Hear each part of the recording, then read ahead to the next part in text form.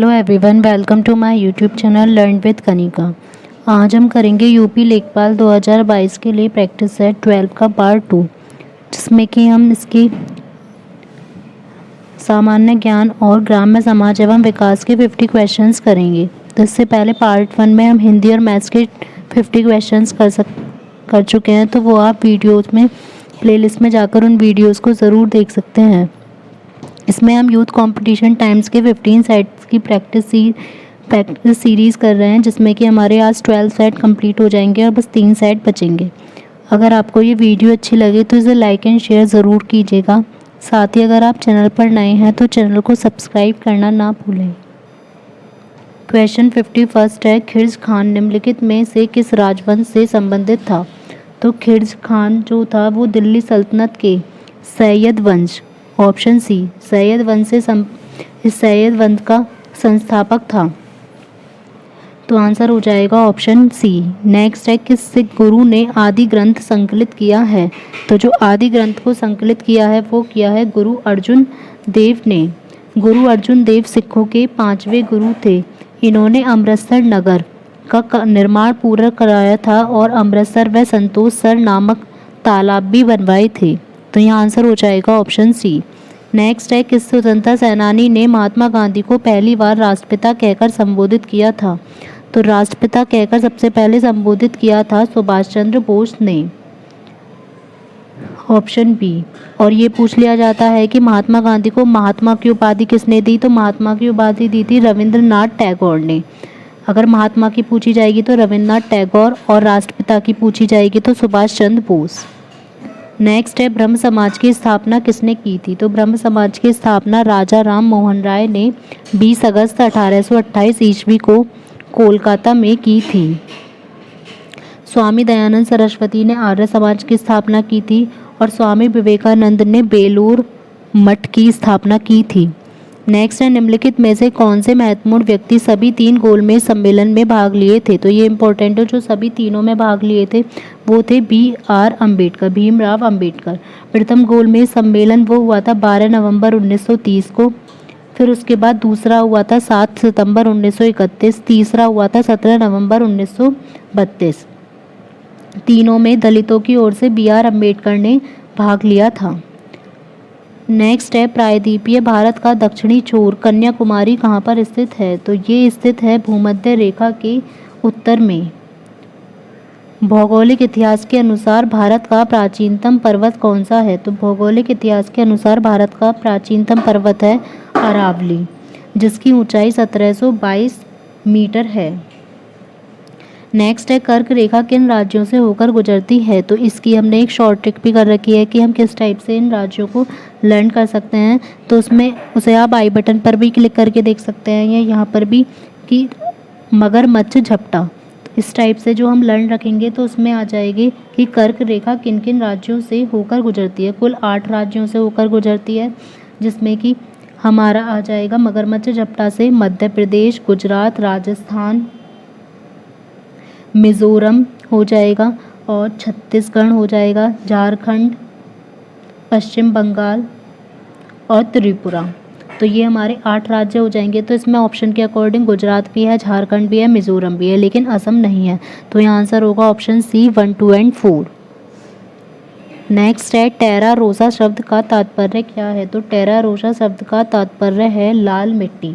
यह एक प्रकार की लाल मिट्टी है जो कि चूना पत्थर के अपक्षय से प्राप्त होती है। नेक्स्ट है, दुनिया को समय क्षेत्रों में बांटा गया है। समय क्षेत्रों की कुल संख्या क्या है? तो जो विश्व को समय क्षेत्रों में बांटा गया है वह है टोटल 24 समय क्षेत्र। निम्न में से क्या एक पंचायती राज संस्था नहीं है? तो पंचायती राज संस्था ग्राम सभा भी है, ग्राम पंचायत भी, न्याय पंचायत भी, लेकिन ग्राम सहकारी संस्था ये पंचायती राज संस्था नहीं है। तो आंसर होगा ऑप्शन डी। निम्नलिखित में से किसको संविधान की आत्मा के रूप में माना गया है? तो संविधान की आत्मा के रूप में माना गया है प्रस्तावना को, क्योंकि इसमें संपूर्ण संविधान का मूल निहित है। और डॉक्टर भीमराव अंबेडकर ने जो संविधान की आत्मा कहा था, उन्होंने कहा था संवैधानिक उपचारों के अधिकार को, जो आर्टिकल 32 है। नेक्स्ट है आर्थिक समीक्षा किसके द्वारा प्रकाशित होता है? तो आर्थिक समीक्षा इकोनॉमी सर्वे जो होता है वो वित्त मंत्रालय भारत सरकार द्वारा प्रकाशित होता है। नेक्स्ट है कौन सी समिति गरीबी रेखा को पुनर्परिभाषित करने एवं इसे प्राप्त करने के सूत्र की देखरेख कर रही है? तो ये है एस तेंदुलकर समिति। नेक्स्ट है भारत में सबसे पहली जनगणना किस वर्ष में हुई थी? तो भारत में सबसे पहली जनगणना जो हुई थी वो 1872 ईस्वी में हुई थी लॉर्ड मेयो के काल में। और अगर पूछी जाए ये पूर्ण जनगणना नहीं थी क्योंकि केवल पहली है, अगर नियमित पूर्ण जनगणना पूछी जाए पहली तो वो 1881 में हुई थी जो कि लॉर्ड रिपन के कार्यकाल में हुई थी। नेक्स्ट है रेटिना पर नेत्र द्वारा निर्मित प्रतिबिंब होता है। तो जो रेटिना से नेत्र पर प्रतिबिंब बनता है वो हमेशा वास्तविक, उल्टा और छोटा होता है। नेक्स्ट है टर्मिनल डॉपलर रेडार जिसको शॉर्ट में लिखेंगे TDR किस लिए प्रयुक्त किया जाता है? तो TDR प्रयुक्त किया जाता है खराब मौसम में हवाई जहाज़ों को उतारने में। नेक्स्ट है न्यूट्रॉन की खोज किसने की? न्यूट्रॉन की खोज जो की थी ये की थी चैडविक ने और 1932 ईस्वी में। नेक्स्ट है किसकी कमी से क्वाज़रकोर नामक विकार उत्पन्न होता है? तो क्वाज़रकोर रोग जो होता है ये प्रोटीन की कमी से होता है। इंसुलिन के अतिस्रवण से कौन सा रोग होता है? तो जब इंसुलिन ज़्यादा निकलता है तो उससे हमारा जो रोग होता है ये होता है हाइपोग्लाइसीमिया। अगर इंसुलिन की कमी होगी तो मधुमेह मीन्स डायबिटीज़ हो जाएगी और अगर इंसुलिन ज़्यादा निकलता है तो हो जाएगा हाइपोग्लाइसीमिया। नेक्स्ट है चिपको आंदोलन संबंधित है। चिपको आंदोलन यह पेड़ों की कटाई रोकने के लिए किया गया एक महत्वपूर्ण आंदोलन है तो हो जाएगा पादप संरक्षण से। नेक्स्ट है सूची फर्स्ट को सेकंड से सम्मिलित कीजिए जो उत्तर प्रदेश के पक्षी विहारों से संबंधित है और नीचे दिए गए कूट से सही उत्तर का चयन कीजिए। तो यहाँ पर सूची फर्स्ट में पक्षी विहार दिए गए हैं, सूची सेकंड में जगह दी गई है कहाँ पर है। तो फर्स्ट है नवाबगंज पक्षी विहार जिसका नाम बदलकर अब कर दिया गया है चंद्रशेखर आज़ाद पक्षी विहार, तो ये भी पूछ सकते हैं। और नवाबगंज पक्षी विहार कहाँ पर है? तो ये है उन्नाव में, तो ए का हमारा हो जाएगा 2। नेक्स्ट है ओखला पक्षी विहार, ये कहाँ पर है? ये है गाजियाबाद में, बी का हो जाएगा 3। समसपुर पक्षी विहार ये है रायबरेली में, तो सी का हो जाएगा 4। पार्वती अरंगा पक्षी विहार ये हो जाएगा गोंडा में, तो हमारा आंसर होगा 2, 3, 4, 1 ऑप्शन बी। नेक्स्ट है गोकुल पुरस्कार किससे संबंधित है? गोकुल पुरस्कार है उत्तर प्रदेश में दुग्ध उत्पादन में सहकारिता को बढ़ाने से। इसमें ये होता है कि जो फर्स्ट जीतेगा प्राइज़ उसको 1.5 लाख रुपए मिलेंगे, सेकंड वाले को 1 लाख रुपए और थर्ड वाले को 51,000 रुपये। नेक्स्ट है 14 जुलाई 2021 को प्रधानमंत्री की अध्यक्षता में पशुधन क्षेत्र को और मजबूत करने के लिए तथा पशुपालन क्षेत्र में काम कर रहे किसानों के लिए वर्ष 2021-22 से आगामी 5 वर्षों के लिए विशेष पशुधन क्षेत्र पैकेज को कितने करोड़ रुपए हेतु स्वीकृति प्रदान की गई है? तो ये की गई है 98,000 करोड़ रुपए। जुलाई 2021 में केंद्र सरकार ने उत्तर प्रदेश के किस स्थान पर भारतीय विरासत संस्थान स्थापित करने का निर्णय लिया है? तो भारतीय विरासत संस्थान ये स्थापित होगा नोएडा में। उत्तर भारत में गेहूं के फसल की हेरफेर किससे की जाती है? तो उत्तरी भारत में गेहूं फसल की हेरफेर धान की फसल से की जाती है। ये जो गेहूं है वो रबी की फसल है जिसकी बुआई जो बोई जाती है वो अक्टूबर नवंबर में और इसकी कटाई मार्च अप्रैल में की जाती है। जबकि धान है ये खरीफ की फसल है जिसकी बुआई मई जून में तथा कटाई अक्टूबर नवंबर में की जाती है, इसीलिए धान और गेहूं की फसलों का हेरफेर किया जाता है। भारत में ग्राम पंचायत की कुल संख्या कितनी है? तो भारत में कुल ग्राम पंचायतों की संख्या है यहाँ पर, तो ये हो जाएगा ऑप्शन सी 2,40,202। नेक्स्ट है ईख की अधसाली किस्म की फसल अवधि क्या है? तो ईख की अधसाली किस्म की फसल वो 18 माह अवधि में तैयार होती है, मीन्स 1.5 साल में। आंधी में हवा की गति कितनी होती है? तो आंधी में हवा की गति होती है 80 मील प्रति घंटा से अधिक। उत्तर प्रदेश में किस प्रकार की मिट्टी अधिकांशतः पाई जाती है? तो उत्तर प्रदेश में सबसे अधिक पाई जाती है जलोढ़ मिट्टी। यह गंगा और यमुना के द्वारा बहा कर लाए गए निक्षेपों से निर्मित होती है, जिसमें कि पोटाश और चूना बहुत ज़्यादा होता है। क्षेत्रफल की दृष्टि से उत्तर प्रदेश का भारत के राज्यों में कौन सा स्थान है? तो क्षेत्रफल की दृष्टि से अगर देखा जाएगा तो चौथा स्थान है, और जनसंख्या की दृष्टि से देखा जाएगा तो पहला। तो ये भारत का 7.33% क्षेत्रफल उत्तर प्रदेश का है, जिसमें कि चौथा राज्य है और पहले 3 राज्य हैं। सबसे बड़ा होगा राजस्थान, फिर सेकंड पे मध्य प्रदेश, थर्ड पे महाराष्ट्र और फोर्थ पर उत्तर प्रदेश। नेक्स्ट है बीपीएल सूचियों से छूटे गए बीपीएल परिवारों को लाभ पहुंचाने के लिए कौन सी योजना शुरू की गई? तो ये की गई समाजवादी पेंशन स्कीम, जो कि समाजवादी सरकार के द्वारा शुरू की गई थी। इंदिरा आवास योजना IAY, जो कि एक केंद्र समर्थित योजना है, का राज्य सरकार के साथ लागत सहभाजन अनुपात क्या है? तो ये है 75:25। भूमि का उपयोग करने के एवज में किसानों से वसूल किए जाने वाला टैक्स कौन सा होता है? तो ये होता है लगान। राष्ट्रीय विकास परिषद का मुख्य संबंध किससे होता है? राष्ट्रीय विकास परिषद का मुख्य संबंध पंचवर्षीय योजनाओं के अनुमोदन से। और राष्ट्रीय विकास परिषद की स्थापना की गई थी 6 अगस्त 1952 ईस्वी को। नेक्स्ट है पंचायतों को संवैधानिक दर्जा कब प्रदान किया गया? तो पंचायतों को संवैधानिक जो दर्जा दिया गया वो अनुच्छेद 243 के अंतर्गत दिया गया।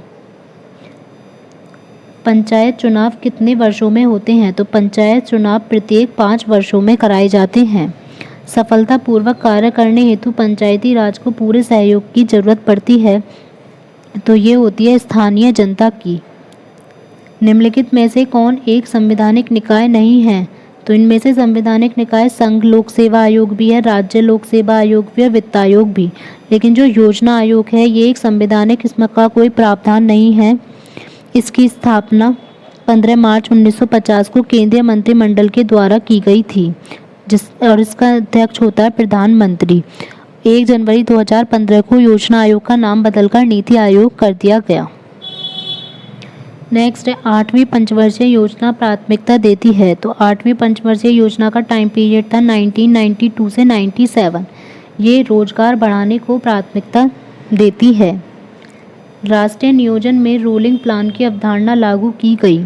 तो रोलिंग प्लान की अवधारणा लागू की गई जनता सरकार के द्वारा, जो कि 1978 में लागू की गई थी। भारत के राज्यों में उत्तर प्रदेश निम्नलिखित में से किन फसलों का अग्रणी उत्पादक है? ये है गेहूं, आलू और गन्ने का। भारत में सबसे अधिक कॉफ़ी उत्पादक राज्य कौन सा है? तो कॉफ़ी सबसे अधिक जो मिलती है वो होती है कर्नाटक में। सेकंड नंबर पर आ जाएगा केरल। भारत के किस प्रदेश में सोयाबीन की खेती का सबसे अधिक क्षेत्रफल है? तो सोयाबीन की खेती सबसे ज़्यादा होती है मध्य प्रदेश में, सेकंड पर होगी महाराष्ट्र में, फर्स्ट पर होगी मध्य प्रदेश में।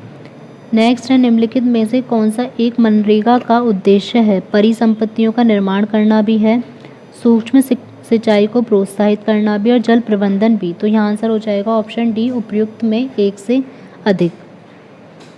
सूची फर्स्ट को सेकंड से सुमेलित कीजिए। फर्स्ट में हमें कुछ योजनाएं दी गई हैं और सूची सेकंड में उनके ईयर।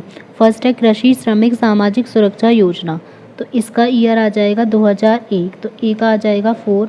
स्वर्ण जयंती ग्राम स्वरोजगार योजना, इसका आ जाएगा 1999, बी का हो जाएगा 3rd। रोजगार गारंटी योजना, इसका आ जाएगा 1993, सी का 2।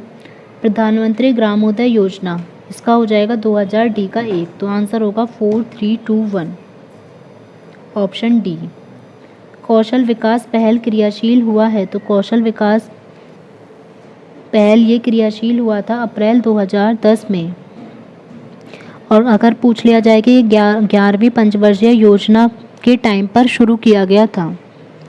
नेक्स्ट है निम्नलिखित में से कौन सी योजना ग्रामीण लोगों के गृह निर्माण के लिए बनी है? तो ग्रामीण लोगों के गृह निर्माण के लिए बनी है इंदिरा आवास योजना, जिसका नाम 2016 में बदलकर प्रधानमंत्री आवास योजना कर दिया गया। कल्प योजना किससे संबंधित है? कल्प योजना है प्रारंभिक शिक्षा मीन्स प्राथमिक शिक्षा, प्राइमरी एजुकेशन से संबंधित है। इस योजना की शुरुआत 1998 में उत्तर प्रदेश में की गई थी। उत्तर प्रदेश में ग्राम प्रधान से संबंधित निम्नलिखित कथनों पर ध्यान दीजिए। वह ग्राम सभा द्वारा अपदस्थ किया जा सकता है, तो ये ठीक है। जो ग्राम प्रधान होगा वो ग्राम सभा द्वारा उसको पद से हटाया जा सकता है। नेक्स्ट है पद ग्रहण करने की तिथि से 2 वर्ष बाद ही अपदस्थ किया जा सकता है, तो ऐसा नहीं है, ये हो जाएगा ऑप्शन 2 रॉन्ग। वह साधारण बहुमत से अपदस्थ किया जाता है, तो ये गलत है। वह 2/3 बहुमत से अपदस्थ किया जा सकता है, तो हमारा आंसर होगा ऑप्शन ए और 4। तो ऑप्शन डी हो जाएगा 1 और 4 सही है।